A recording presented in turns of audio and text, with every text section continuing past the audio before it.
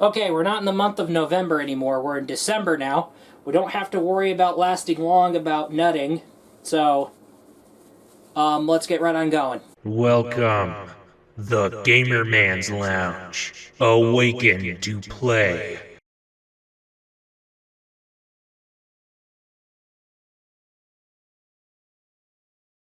In case you don't know what I'm talking about, we do these occasional segments about, I'm making it a habit to get caught up and make sure there's a balance of these types of episodes.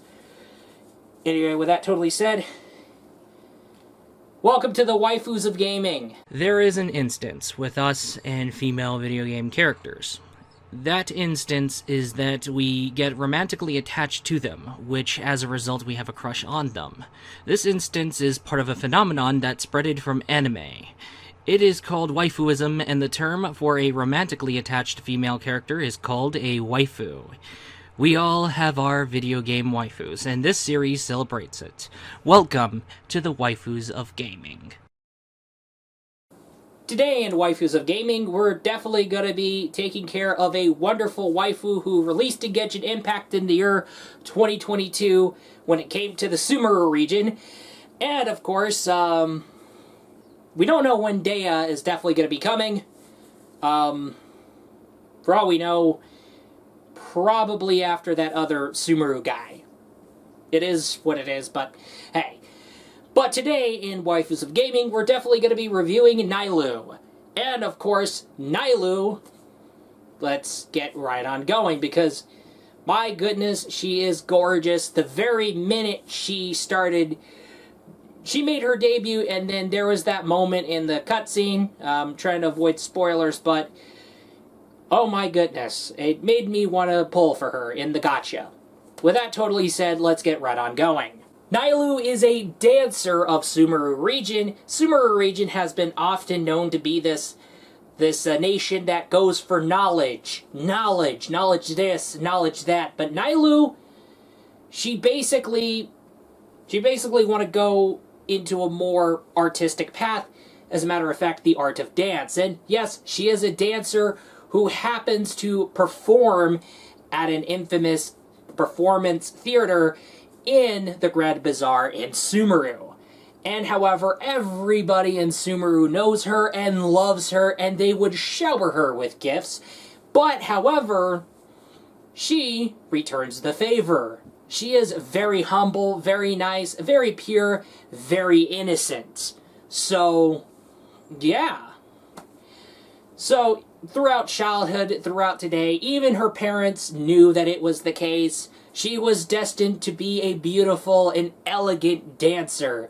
And, of course, to have a dancer waifu, well, that's what the Waifus of Gaming is about. So, with that totally said, why is it that everybody loves Nilou? Why is it that people love Nilou? Well, I already just mentioned she's a famous dancer. She does well. Her dances are beautiful to look at, as a matter of fact. Unless you haven't been paying attention to the cutscenes, or you don't give a shit about the storyline. Okay, if that is the case. But when it comes to her dancing, it is amazing to look at. And, of course, beautiful. And, of course, like I said, people would go and simp for her, shower her with gifts. But, however, she does return the favor. She does gift back. And so, yeah. Okay, you gift me, I gift you. That's a new level of humbleness. That's someone who actually gives back. She's a talented dancer. She's a very, very talented dancer. Nilou's parents know it. Everybody knows it. Academia, even though they give her a hard time, they fucking know it. Especially when they have their heads shoved up their ass. Even Lesser Lord Kusanali knows it, which is, well, how the hell did she got that vision the very minute she debuted? I mean, let's be honest here. Everybody knows it. But, however, I was about to segue over to her abilities. Boy. Now, Hoyoverse does have a habit of doing characters dirty. Examples of such is Yaimiko, Kazuha, and especially Yoimiya. Why did you add a dude's name into the list of characters Hoyoverse done dirty when we are in the Waifus of Gaming. Okay, now calm down. I'm just saying, yeah, even male characters get treated like crap. However, let's go ahead and jump on over to Nilou's activities. Well, not activities, but however, Nilou's charm. She is beautiful and cute. And my goodness, she is gorgeous and adorable, too. She is elegant, kind-hearted, beautiful, and of course, when she shows up, everyone's day is brightened. So, yeah, having a crappy day. Hey, Nilou showed up out of the blue. Yeah! However, as you go ahead and fantasize about, well, some of you Nilou havers have dreams about getting lap pillows from her. So yeah, she is beautiful. She is elegant. She is kind-hearted. You love her, and we love her. And that totally said. Yes, she's kind, elegant, ambitious towards her dancing career. And of course, she is just cute, innocent, and pure. As a matter of fact, very, very pure. Everyone respects her, and you should too. But, however, in terms of combat ability and where Hoyoverse does a character dirty, the problem with Nilou is that she is restricted, but wait a minute, not really. Now, the Hydro-Dendro party requirement, where you need to have all your characters be Hydro and Dendro, this is just only for the idea of the Bountiful Cores. And when it comes to Nilou and Bountiful Cores, traditionally, Hydro and Dendro combined together releases cores.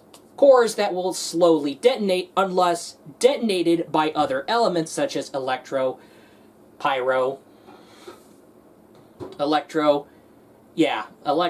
Pyro, if I remember right. Oh, you're freaking out that I left something out. Well, Dendro doesn't work with Cryo nor Geo. Something you're going to want to keep in mind about. But, hold on for a minute. However, there's no needing of another element to set off those Bountiful Cores. And those Bountiful Cores replace those Dendro cores that would just slowly detonate. Those Dendro cores, instead, they would just almost instantly detonate. That is basically her passive when basically everyone in the party is essentially Hydro and Dendro, strictly. And that totally said. However, how can you activate those Dendro cores, you ask? As a matter of fact, Nilou's Dendro and Hydro party comps, but wait, I already... Now, how can you activate those Bountiful Cores when, of course, your party is essentially strictly Hydro and Dendro? Hey, I have Nahida, I have Nilou, I have Kale, I have Kokomi as the healer, okay? I have Hydro and Dendro. I have a Catalyst user, Archon, who is Dendro. I have Nilou, who is Hydro, okay? Water-based attacks, okay? I have Kale, who is going to be the backup bow user Dendro. And I have the Hydro healer Kokomi, alright? How can we activate that? That is basically on her elemental skill.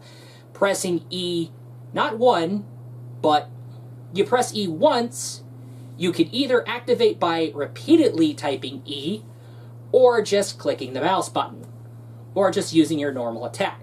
Now, how her elemental skill ends, it doesn't matter, you'll still have the Bountiful Cores activated. Which is why I said, get her E primed up whenever you go on and frolic about, before you get into combat. Something you're going to want to keep in a habit. Something I even have to keep in a habit about. Now, with that totally said, if Nilou's E ends in a normal attack, she can basically amplify her normal attacks with hydro damage, followed by the third attack resulting in a projectile attack, which is interesting. And it can go on for a specific duration until time runs out on that duration, and then that moves on cooldown. However, if Nilou ends in E, she activates a water force field that, when it touches enemies, applies hydro. So that totally said, if you are looking for Nahida or Kale to be that damage dealer, you can activate the E, swap over to Kale, and swap or Nahida, so you can go ahead and just activate those. Those bountiful cores are activated anyway, and here you go, those bountiful cores are activated. Now, her elemental skill and bountiful core is what basically makes Nilou more of a DPS or sub-DPS, because here's the thing.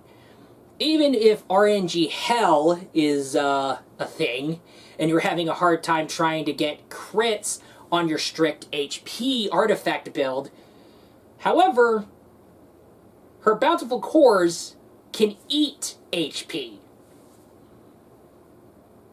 which is what ends up making for that, which kind of still makes Nilou still that DPS. So, that's really great. But what about her elemental burst? Nilou's elemental burst unleashes a way bigger AoE effect.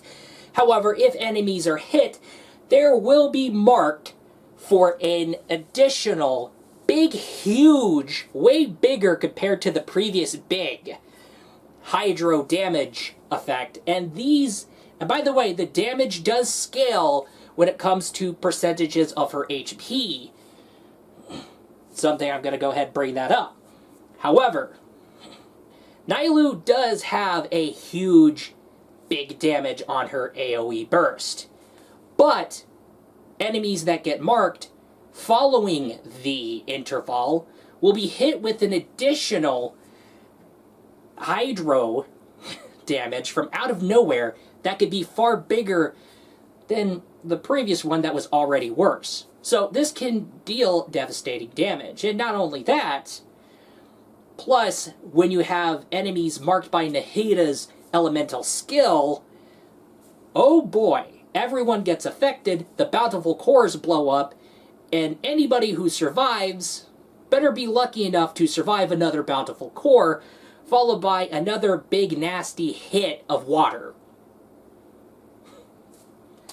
It's insane.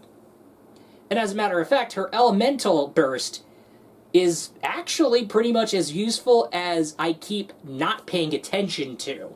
Because as a matter of fact, there were some enemy groups that, okay, because I've been too reliant on her amplified hydro attacks, when I should definitely at times be hitting the Q button, her elemental burst button, to basically unleash her elemental burst, so that way we can get like a horde of people and just get everybody surrounding her, since everybody's marked with Nahida's E's anyway. So that can be something about that. So, in summary, her elemental skill ends in two ways. You can end it in a normal attack to have her amplify the damage, followed by a third one resulting in a projectile. Or you can end it in an E, unleashing a force field to mark hydro. So that totally says, and if you're having a hard time trying to find some crits to even put on her, no need to worry, because, well, Nilou is going to be the HP eater, and she will still eat HP, and that makes up for lacking in crits. So that's something. I know, RNG's a pain in the ass. But, however, do you have to even strictly use Nilou for strict Hydro and Dendro builds? Not really. I've seen players where they added in Nilou with a team with Kazuha in there, which is kind of odd. The strictfulness only applies to her bountiful cores. If you want her bountiful cores, you would need a strict Hydro and Dendro comp. But, however, I did manage to do some experimental. I experimented Nilou with Yoimiya, a Pyro Archer, Hu Tao, a Polearm Pyro, and of course, Raiden Shogun, an Electro Polearm. And that totally said, if you want to cause damage via Vaporize, or let's say damage via Vaporize, Electrocharge, yeah, that might be the ideal. But however, do keep in mind that you may have to consider different artifact builds. So, you might want to consult your guides. However, if you want to use Nilou for strict Hydro and Dendro and make use of her bountiful cores, well, she is really good at wiping the floor, literally wiping the floor way faster than ever. You know what? I actually thought of a very interesting idea. Having Eula and Nilou, but have Sucrose be the Anemo catalyst that will bring those characters together. There's that new release character, Farzan. Yeah, there's Farzan. Did I say her name right? Farzan. Hopefully I said it right, for crying out loud. So I think that combined together, alright, just ended in an E, and when you switch over to Eula, you can freeze enemies, and then you can totally just keep enemies frozen. Okay, would that work though? Hey, experiment it. It's up to you to experiment. Leave it up to you to experiment. However, if you want to speedrun the Spiral Abyss, oh yeah, Nilou's the perfect person. As a matter of fact, my strict Hydro and Dendro party consists of Nahida, Nilou, Kale, and Kokomi as the healer. So, this definitely might be something. As a matter of fact, speaking of two Hydro users, Kokomi and Nilou. Great. As Kokomi provides the heals, absolutely, Kokomi can pretty much benefit from those bountiful cores when essentially your Nilou's on cooldown, which is absolutely crazy. So, you can make her more of the DPS healer than ever, thanks to that. As a matter of fact, you guys can go ahead and debate each other about either Nilou's lap pillows or Kokomi's lap pillows. You guys can go kill each other in the comment section. Anyway, however, overall in terms of ability, yeah, there is restrictions, but there isn't not much restrictions. However, with that totally said, you're going to have to do a lot of experimenting when it comes to Nilou outside of the Hydro and Dendro. However, Hu Tao and Kokomi, for example, make sure Nilou ends in an E, and basically switch back to Hu Tao and activate her E for vaporized damage. Or you can use her burst. You can totally use her burst, of course, and then use Hu Tao's burst for bigger vaporized damage. So, hey, that might be something. Okay, now, ability-wise, she does have potential. She is really great. Okay? But let's get right on going to the appeal of Nilou. As a matter of fact, Nilou is beautiful to look at. Very beautiful, also adorable. As I forgot to mention, she is a sweet tooth, and one of her idle animations consists of eating some sweets and her enjoying some sweets. Oh my goodness, she looks adorable. But that totally said, I have managed to grab screenshots of her, and of course, observing her outfit. Her outfit consists of a two-piece with a hooded top and a decorated skirt. However, she does wear bloomers. I mean, yeah, if you're expecting a bikini bottom, good luck because reasons. But, however, I think her outfit's covering up her belly button. But, however, it is very decorated. It is a really decorated outfit. And, of course, there is still armpit because, yeah, there is spots where her armpit is revealed. So, hey, that's pretty good. So, if you're an armpit bro, here we go. But, however, we are looking at a great chest. Not much as big as Yellen, okay? But, however, she still has good chest size, a nice-looking midriff, and, of course, the thighs are going to be lap pillow quality thighs, definitely throughout. And, of course, her gorgeous red hair. It is very long, but it just looks beautiful. And, of course, she looks beautiful, looks very elegant, very adorable to look at, very beautiful to look at the same time. And yes, her backside does get revealed, and it does show some... If you're expecting me to figure out what's that design on her back, I don't know either. I'm trying to figure that out. But hey, it is the way that it is. And the way she swings around with her sword... And the way she dances, it is amazing, and, yeah. It is looking pretty much beautiful. We are looking at a very beautiful-looking lady. Fantastically beautiful to look at. She is just gorgeous. And, yeah, when you see her dance, and when you start seeing her dancing, especially in one of her cutscenes, it is just amazing to look at. Makes you really want to pull for her. It is just... She is just drop-dead gorgeous and beautiful. Absolutely. Carrying that elegant body that... It is basically very dancer fancy of her design. So, yes, she is looking gorgeous. Dancing around. And, yeah... So... Yeah, she is just so amazing and beautiful to look at. I have her screenshots up on my phone so I could scroll through from left to right. It is just...